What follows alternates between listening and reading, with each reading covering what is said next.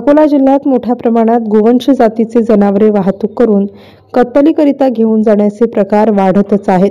त्याच अनुषंगाने स्थानिक गुन्हे शाखा अकोला यांनी 31 डिसेंबर रोजी धडक कारवाई करून 65 रेडे व वगारींची सुटका केली आहे। बाळापूर पोलीस स्टेशन हद्दीतील राष्ट्रीय महामार्ग 53 येथे तपे हनुमान मंदिरासमोर नाकाबंदी करून रेडे व वगारी कत्तलीकरिता हरियाणा येथून केरळ येथे घेऊन जाणारा कंटेनर पकडून यातील आरोपी मोहम्मद सौराब ईसा वय 24 वर्ष, गुलाब शौकत कुरेशी वय 43 वर्ष, शमून ईसा खान वय 24 वर्ष, मोमीन यासीन वय 27 वर्ष, यासीन शकील खान वय 30 वर्ष यांना अटक केली आहे। या प्रकरणात पोलिसांनी लाखोंचा मुद्देमाल जप्त केला आहे। ही जनावरे पुढील संगोपनाकरिता आदर्श गोशाळा म्हैसपूर अकोला येथे पाठवण्यात आले असून सदरची कार्यवाही पोलीस अधीक्षक बच्चन सिंह, पोलीस अधीक्षक अभय डोंगरे यांचे मार्गदर्शनाखाली यशस्वीपणे पार पाडण्यात आली आहे।